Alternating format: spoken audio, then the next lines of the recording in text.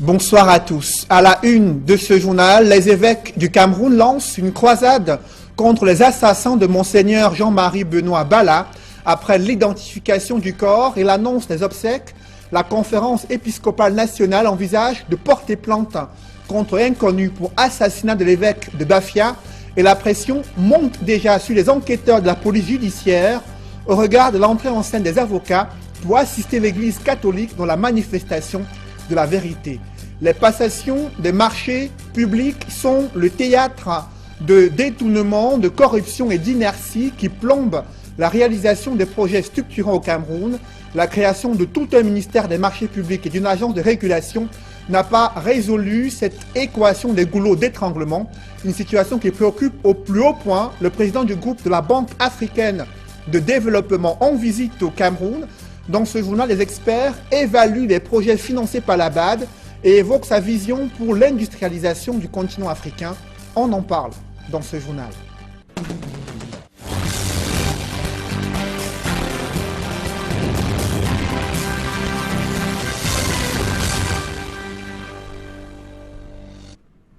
Merci de suivre cette édition complète de l'information sur Equinox Télévision.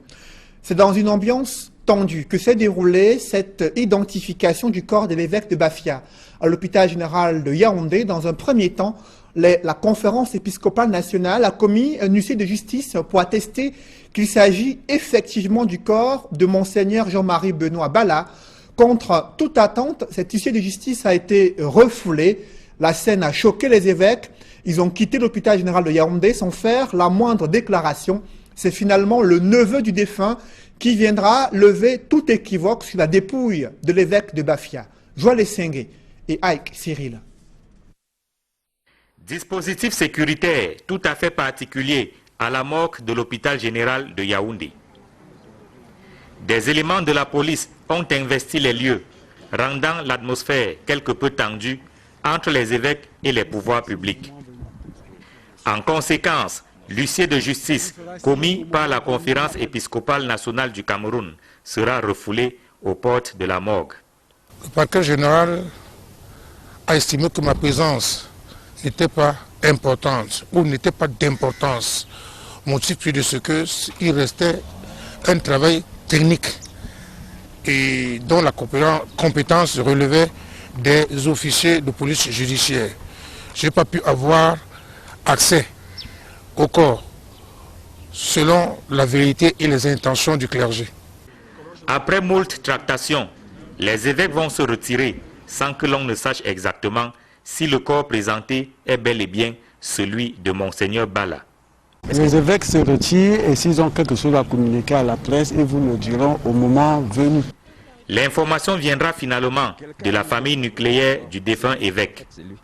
Assailli par les hommes de médias en quête d'information, le neveu de Monseigneur Bala finalement se lâche. Je suis venu identifier le corps de mon oncle, je l'ai identifié, c'est lui, je crois que... Et qui vous a demandé de ne pas parler à la presse? C'est le 2 juin dernier que le corps sans vie de Monseigneur Jean-Marie Benoît Bala a été retrouvé dans les eaux de la Sanaga à Ebebda. La justice parle d'une possible mort par noyade, alors que pour la conférence épiscopale nationale du Cameroun, l'évêque de Bafia a été brutalement assassiné.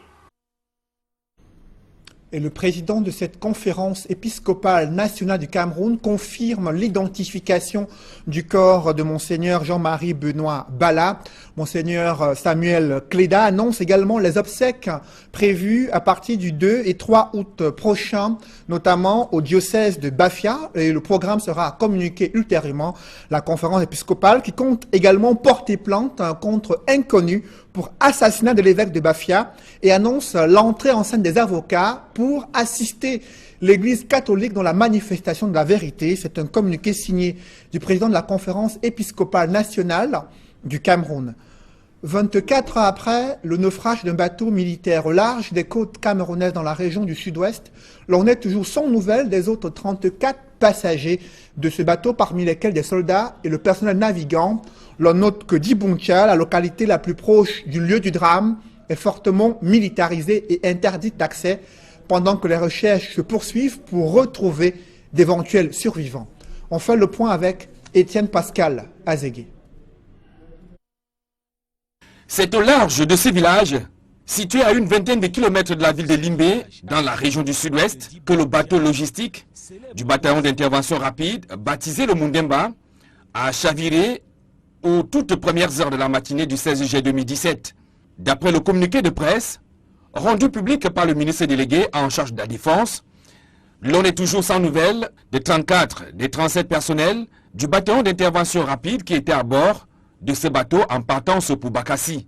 Debuncha, depuis l'annonce de cet accident, est fortement militarisé.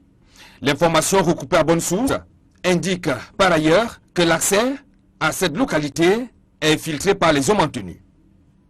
Tous les différents corps d'armée ont par ailleurs été impliqués dans la recherche des 34 portiers disparus.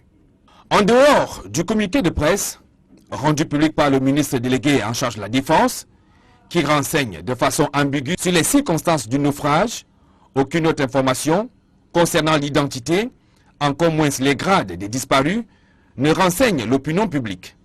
Le bataillon d'intervention rapide vient pourtant d'être sous les feux des projecteurs à travers la marche de 400 km que un peu plus de 1800 commandos ont effectué au terme d'une formation commune bouclée par la présentation au drapeau des soldats du contingent 2017 à la base de Man-Owabi de Limbé. Alors que le gouvernement camerounais maintient que les recherches se poursuivent pour retrouver les personnes disparues après le naufrage de ce bateau militaire, l'Union européenne présente déjà ses condoléances à l'armée camerounaise et aux familles des victimes dans un communiqué rendu public ce lundi. La chef de la délégation de l'Union européenne estime que c'est un incident tragique qui constitue une grande perte pour l'armée camerounaise engagée sur le front de guerre contre la secte islamiste, mais aussi dans la sécurisation de la zone de la presqu'île de Bakassi. Dans le reste de l'actualité, la tuerie de Kousséri continue d'alimenter les débats dans les chaumières, mais aussi sur les réseaux sociaux. Que s'est-il réellement passé dans cette compagnie de gendarmerie à Kousséri où un jeune soldat a ouvert le feu sur son commandant et plusieurs autres camarades d'armes? L'on refait donc la scène qui s'est déroulée à Kousséri dans ce reportage signé Albertine Bitiaga. Âgé de 25 ans, le gendarme Jude Benchou de la promotion 2015 est l'auteur de la fusillade du 14 juillet dernier à Kousséri dans la région de l'extrême nord. Le drame a laissé sur le carreau 4 personnes, dont son commandant d'escadron, Ondoa François. Selon plusieurs témoignages, les relations entre les deux hommes avaient toujours été tendues. L'auteur de la tuerie de Kousséri est également présenté par certains comme un jeune homme frustré dans son travail, mais également dans sa vie personnelle.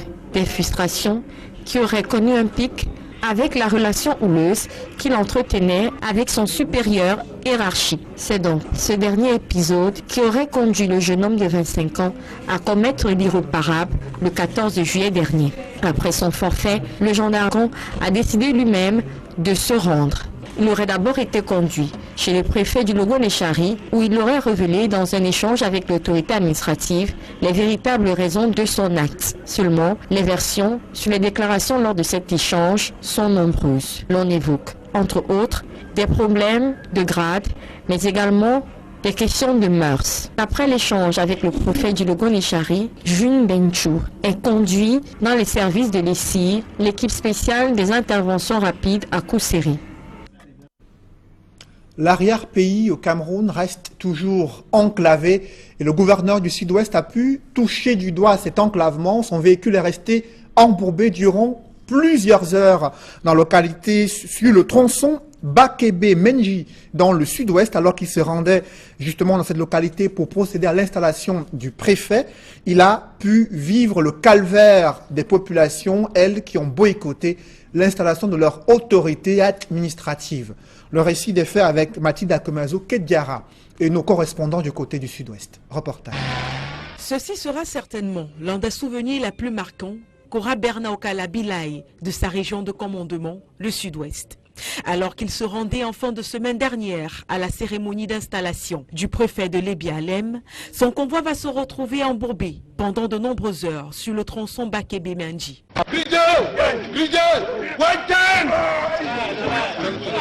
C'est plus précisément dans le village Ekwengan, que les choses vont se compliquer. Tous les efforts de ces hommes faits en vue de libérer les véhicules seront vains.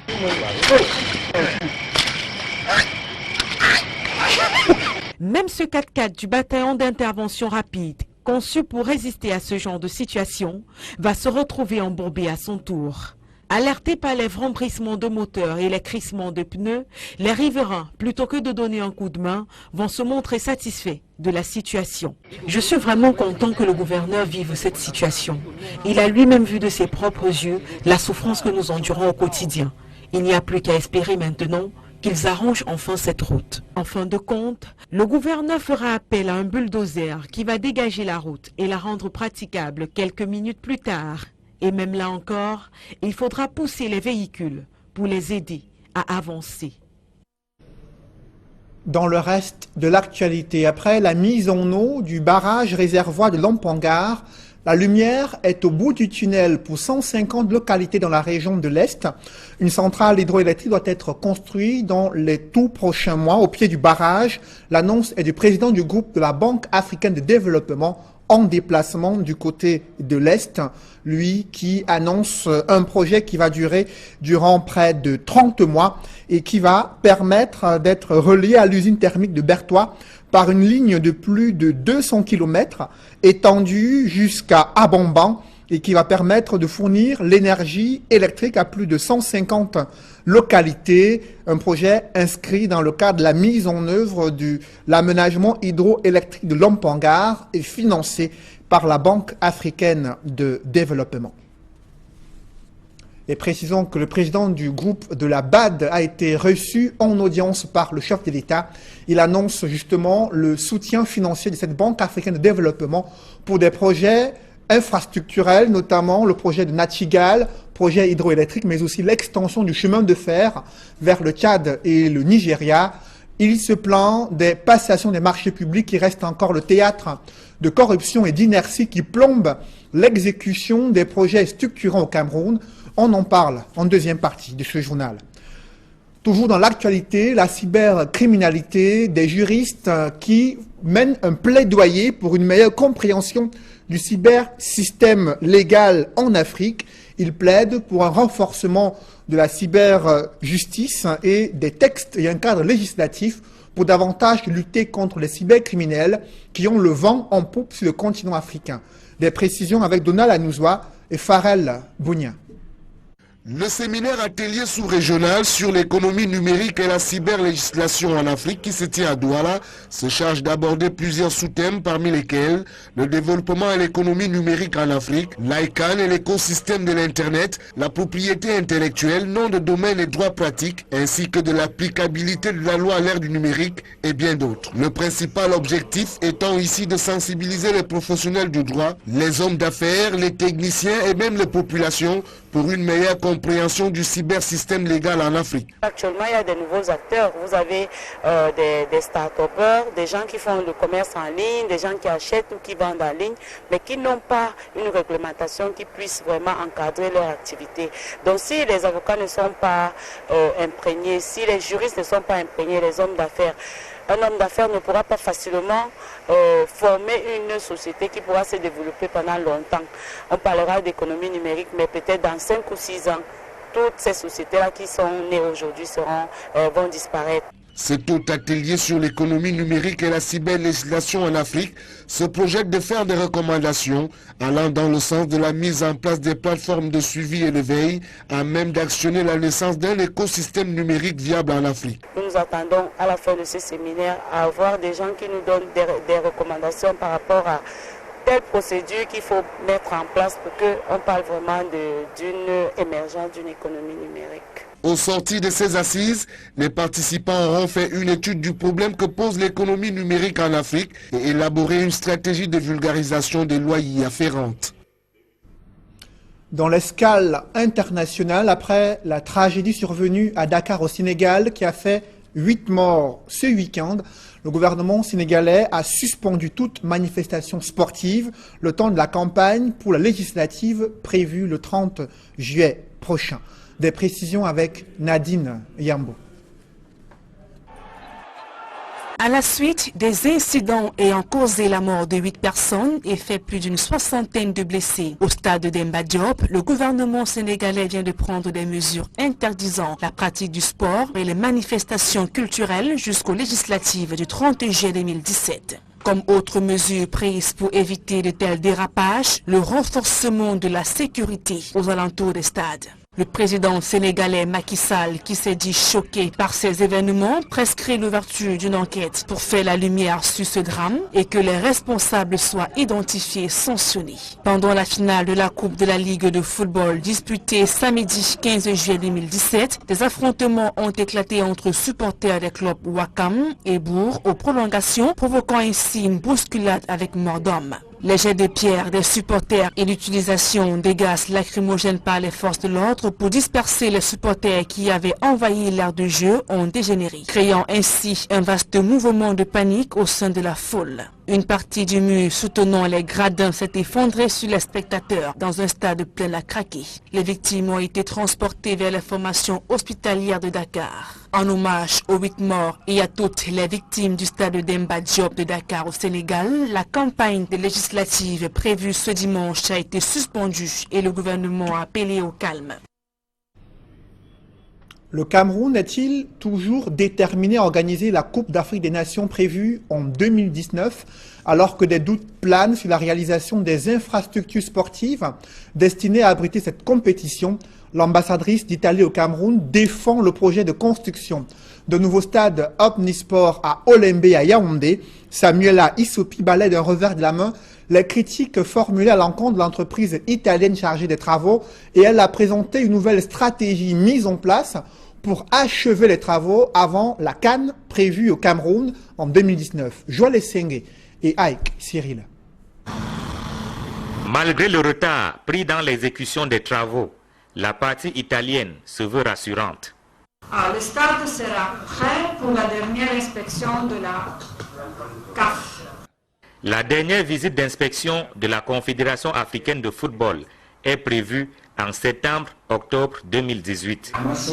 L'entreprise italienne Piccini fait savoir que l'essentiel sera fait à cette date-là, mais le stade d'Olembe ne sera définitivement livré qu'en décembre 2018. L'ouvrage est fait de matériaux préfabriqués, à ne pas confondre avec matériaux provisoires. On a entendu parler que le stade serait fait en matériel provisoire, c'est-à-dire qu'on vient ici, on monte et après on démonte. Là aussi, je suis très heureuse de vous dire que cette information aussi est totalement fausse. Les experts de la société vont vous expliquer comment on fait les stades, pas seulement au Cameroun, mais comment on fait les stades en Europe et dans le monde, avec des technologies de construction modernes et nouvelles, et avec des matériels préfabriqués, qui ne veut pas dire provisoires. À l'heure qu'il est, les matériaux sont d'ores et déjà en préfabrication dans des usines en Italie. Une fois la fabrication terminée, ces matériaux seront convoyés au Cameroun.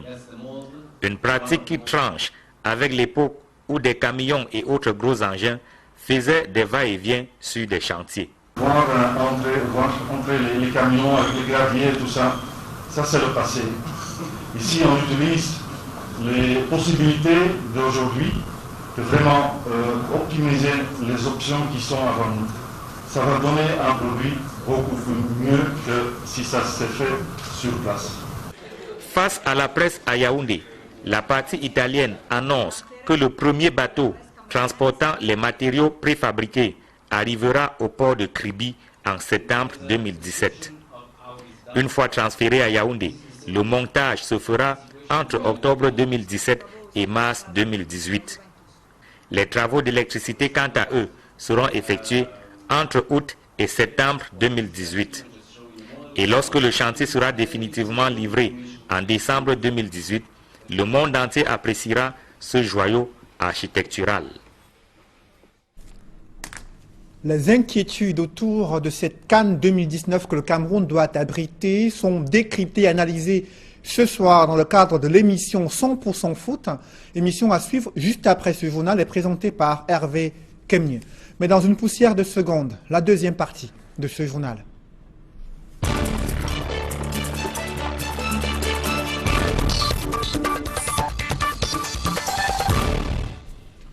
Je reçois sur ce plateau Toussaint Mboka Tongo. Bonsoir.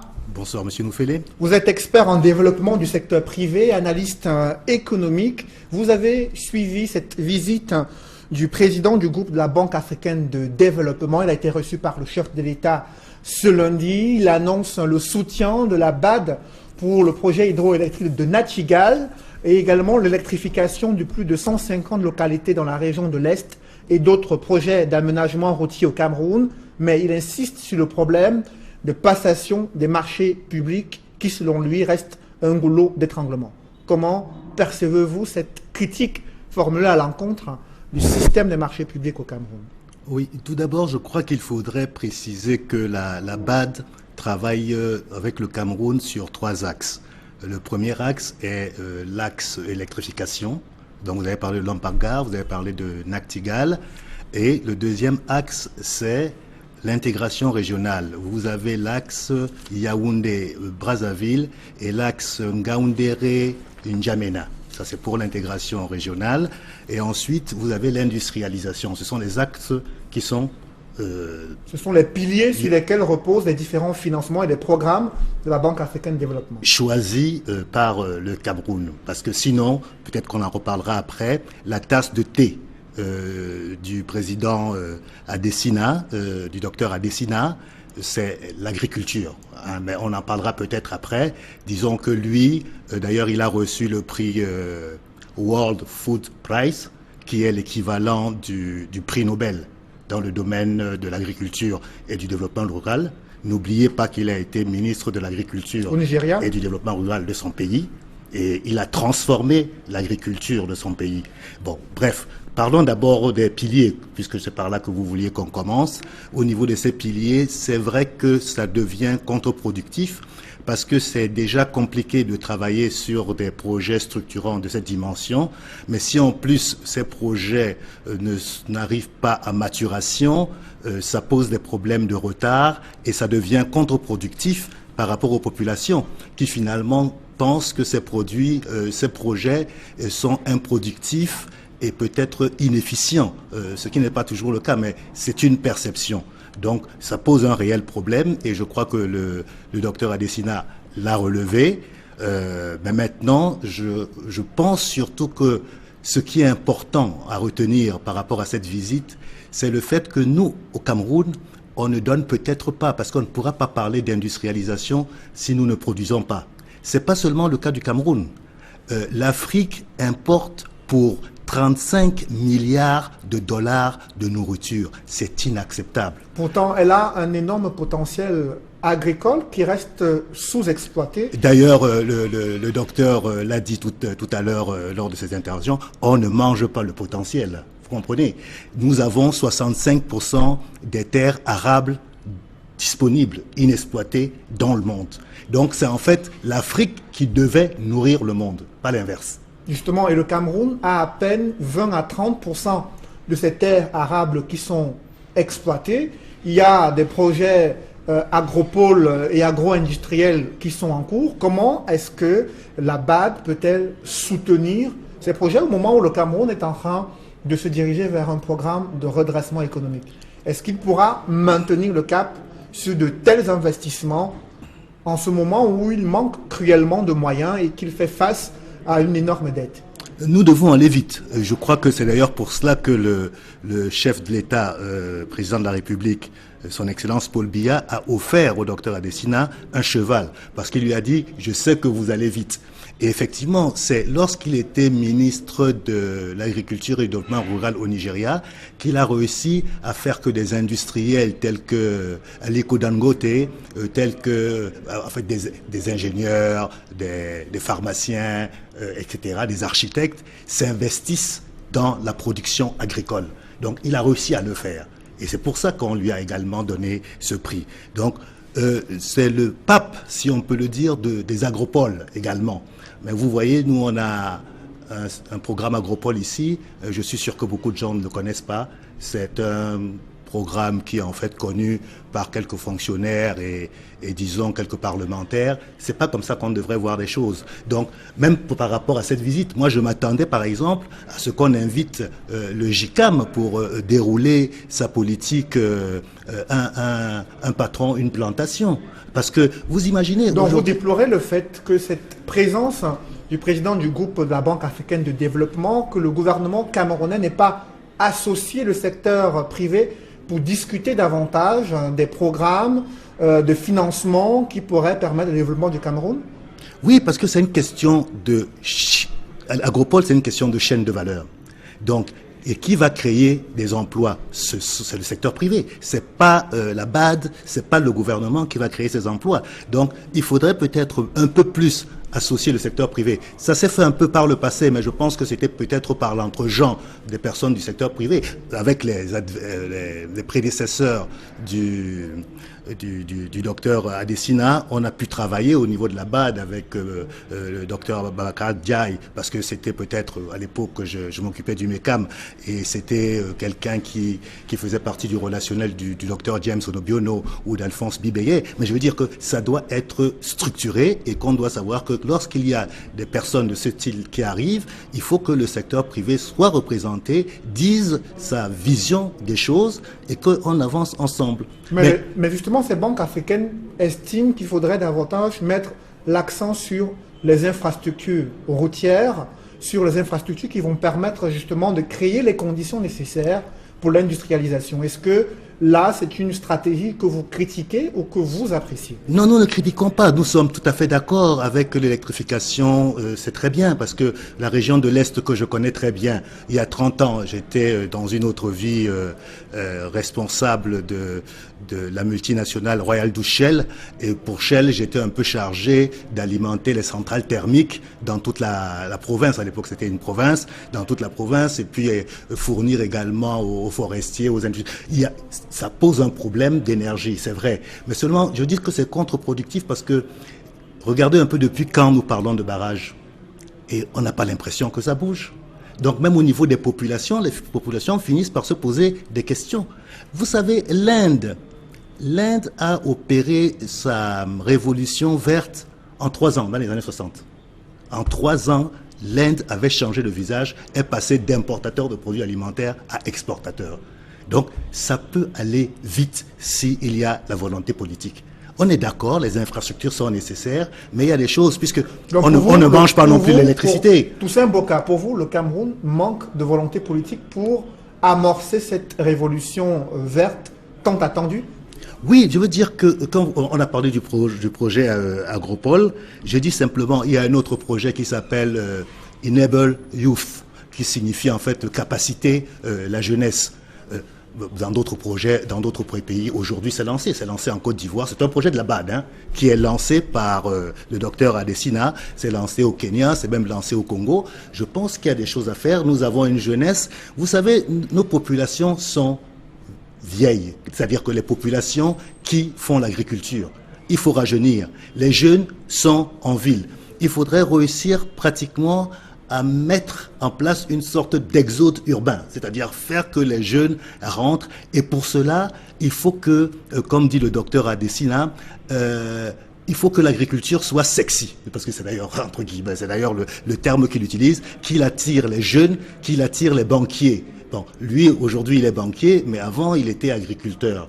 Donc, c'est ce côté qu'il essaye de développer. Est-ce qu'il n'y a pas aussi un problème de modèle de financement de l'agriculture et aussi du monde rural qui demeure très pauvre en Afrique et au Cameroun? Vous avez vu un reportage réalisé dans une localité du sud-ouest où le gouverneur est resté embourbé durant des heures. C'est une région qui est agricole, mais qui manque cruellement de routes et de pistes agricoles. Est-ce que le problème n'est pas la viabilisation du monde rural qui pourrait permettre d'attirer? Si, il y a ce problème-là, mais je dis que ce problème n'est pas essentiel. Nous devons d'abord produire, parce que je vous ai parlé des 35 milliards de dollars que nous importons. En 2025, c'est pas loin, c'est dans 7-8 ans, nous serons, le chiffre de 35 milliards aura doublé. Mais comment paierons-nous? Avec quoi paierons-nous pour nourrir nos populations? Comment la BAD peut-elle aider le Cameroun justement à opérer cette révolution verte? Toussaint Mboka? Non, c'est le Cameroun qui choisit les domaines d'intervention. C'est pour ça que je dis que le Cameroun devrait peut-être un peu plus insister sur la production agricole, parce que vous savez, les questions d'infrastructure, la Chambre de commerce a lancé, du Cameroun, a lancé il n'y a pas longtemps un projet de transformation de manioc dans le sud. Ok? Transformation de manioc, l'usine est là. Il n'y a pas de problème d'électricité. Mais qu'est-ce qui manque? La matière première pour alimenter l'usine. Il n'y a pas de manioc. Mais qui va cultiver le manioc de manière à pouvoir alimenter une unité de production qui peut-être utilise 1 tonne de manioc à l'heure? Il faut trouver des gens pour cela. Donc si vous n'avez pas une jeunesse qui est formée, qui prend ça au sérieux et qui ne pense pas que la vie s'arrête à faire des concours de la police, vous comprenez que... Et ça, je veux dire que ça ne peut être que une volonté politique qui puisse faire que les choses changent. Merci Toussaint Mboka Tongo. Je rappelle que vous êtes expert en développement du secteur privé. Mesdames, messieurs, c'est la fin de ce journal. Merci d'avoir suivi, merci de rester sur Equinox Télévision. J'annonce justement ce programme 100% foot à suivre juste après ce journal qui évoquera les inquiétudes autour de la CAN 2019 avec 2 experts qui vont croiser leurs regards autour de Hervé Kemier, présentateur, réalisateur et Mospongo. Merci de rester sur Equinox.